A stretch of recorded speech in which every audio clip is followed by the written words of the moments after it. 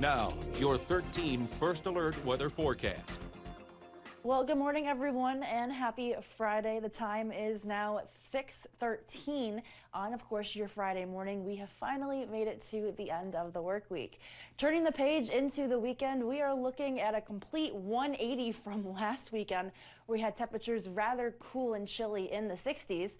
For this weekend, temperatures feeling more like July and August out there, with them forecasted to be in the mid to even upper 80s at times. It is also going to be rather humid out there, as the return of dew points in the 60s will be possible, potentially even borderline 70s, so more of that tropical feel. We're looking at very low rain chances, and that's going to be thanks to our upper level air pattern that will be in place. We'll get a taste of that for today. Taking a live look out right now with our Chippewa Falls sky cam, you can see mainly clear skies. We do have a cloud deck, though, that is slowly beginning to push into western Wisconsin. Right now this morning, waking up to temperatures at 57 degrees.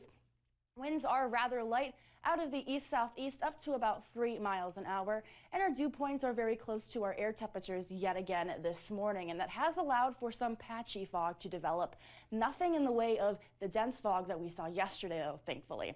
Right now, waking up to 49 degrees in Toma, 48 on the gauge in Black River Falls, 58 in Menominee, Rice Lake, 53 in Ladysmith, and 55 in Medford. Further off to our west, though, you can already see temperatures across the upper Midwest already this morning in the mid to upper 60s, and that's in part thanks to our upper level air pattern that is going to be in place starting today.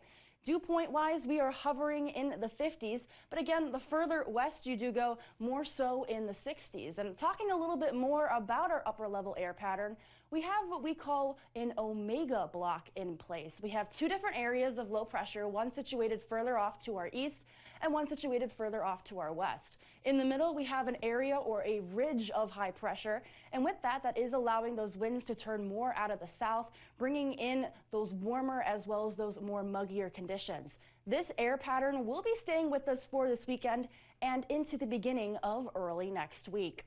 We had high pressure overhead, but that has continued to skirt further to the east. We do have a warm front further off to our west. This is expected to stay to the south of the area, but with a little bit of a wave moving through the region later this evening, and with that warm front further to our south, that could propagate a few more showers and thunderstorms later in the evening, more so into the overnight.